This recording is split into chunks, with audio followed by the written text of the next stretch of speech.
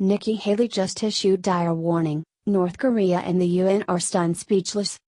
Raise the United Nations and discussion is headed. Enormous government fans can't get enough of this supranational association.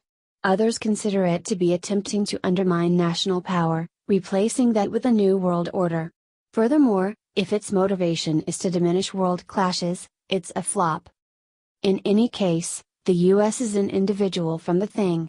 What's more, a lasting individual from the Security Council would veto control alongside 4 different victors in World War II. So we're a piece of an ancient rarity outlined around a post-war world request that never again exists.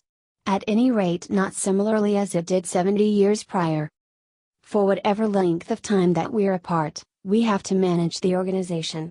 Our envoy to the UN is Nikki Haley. Tending to the issue of North Korea, she talked evidently and unmistakably, much to the shock of others at the meeting. She expressed that if North Korea begins a war, the North Korean regime will be utterly destroyed. Addressing the UN Security Council an emergency session, Haley was responding to the rogue nation's recent launch of an intercontinental ballistic missile that many experts believe could reach anywhere in the United States. She addressed rocket man Kim Jong-un directly.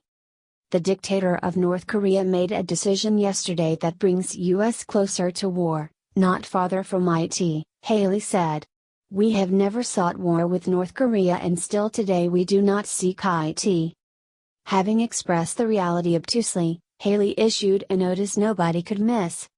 If North Korea's actions lead to war, make no mistake, the North Korean regime will be utterly destroyed. There are the individuals who rebate Haley's remarks, expecting they are for the most part simply rave, starting with President Trump. They make that supposition out of obliviousness, and potentially at their own particular risk. Kim Jong-un is a despot who has no issues having political adversaries killed. He keeps up his control over his appalling individuals by confining the stream of data and by savage abuse. He debilitates different countries with destroying assaults. The inquiry is whether he will push things to the purpose of inciting the US to act. A level-headed leader would not do as such, as it would obviously mean national suicide. Regardless of whether Kim figured out how to make do in a fortification, there would not be many nations for him and his never-ending upbeat confronted commanders to lead. Ideally, Mr. Kim chooses he has a pretty good life, and in this way truly should knock off the dangers and rocket tests.